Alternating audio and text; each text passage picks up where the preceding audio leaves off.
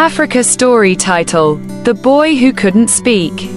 In the quiet town of Ijebu-Ode, Nigeria, there lived a little boy named Tafunmi. He was just 9 years old, but the world had already labeled him Unquote, slow, Unquote, Unquote, dull, Unquote, Unquote, useless, Unquote, Unquote, a disgrace, Unquote.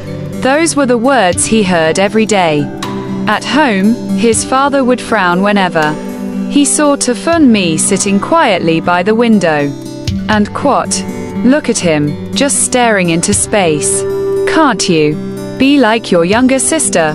She speaks better English and she's only 6, Unquote. His mother, exhausted and overwhelmed, would hiss, Unquote. You will shame us one day. You can't even write your name well. Is this the child I carried for 9 months, Unquote. Even his older siblings mocked him, often imitating his slow speech and scattered thoughts. Unquote. Tafunmi the snail, Unquote. They teased, Unquote. Say something in English, make us laugh, Unquote. And Tafunmi would just stare, his lips trembling, his heart breaking in silence. He tried, but the words just wouldn't come out right. He couldn't spell. He couldn't read properly. He couldn't even pronounce simple words like teacher and pupil without stammering. He began to believe them. Maybe he was useless. That was until Miss Ntimbet walked into class 4 as the new English teacher. Miss Ntimbet wasn't like the others. She had kind eyes and a soft voice. She noticed that Tafunmi always sat at the back, quiet, withdrawn and never raising his hand. On her first day, she walked up to him and said, Unquote, your eyes are very bright. I can tell there's something special about you, Unquote. Tafunmi blinked. No one had ever said anything good about him before. The class laughed. Unquote. Miss, he's the slowest boy in the school, Unquote. Someone shouted. But she turned to them and said, Unquote. Never laugh at a seed before it becomes a tree, Unquote. From that day on, Miss Ntimbet made Tafunmi her personal project. She stayed behind after class with him. She brought him picture books and whispered the words with him. When he made a mistake, she smiled and said, Unquote. Try again. I believe in you, Unquote.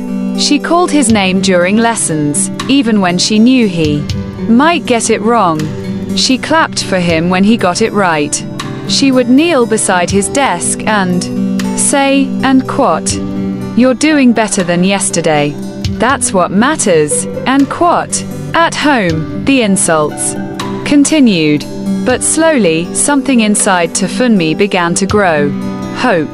He began to read at night, with a torchlight under his blanket. He practiced pronouncing words with a mirror. He wrote new words on his wall with charcoal. He started to smile more. He began to speak up, softly at first.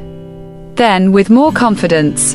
The big change came during the school's English reading competition. To everyone's shock, Miss Ntimbet submitted Tafunmi's name. Unquote. Tafunmi, Unquote. The head teacher laughed. Unquote. Are you trying to embarrass yourself, Unquote. But Miss Ntimbet said, Unquote. I trust him, Unquote. On the day of the competition, Tafunmi stood in front of the school hall. His legs were shaking. He looked at the crowd, his parents, his classmates, his bullies, all waiting for him to fail. Then he saw her, Miss Ntimbet, standing at the back, smiling with tears in her eyes.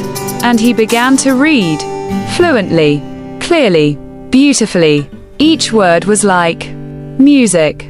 Each sentence was a victory. The hall was silent, then erupted in thunderous applause. His father stood, stunned. His mother covered her mouth and wept. His siblings stared in disbelief. Tufunmi won second place. But that day, he won much more than a trophy. He won his dignity. He won their respect. He found his voice. And as he walked down the stage, he ran to Miss Ntimbet, hugged her tightly, and whispered, and quote, "Thank you for not giving up on me," and quote.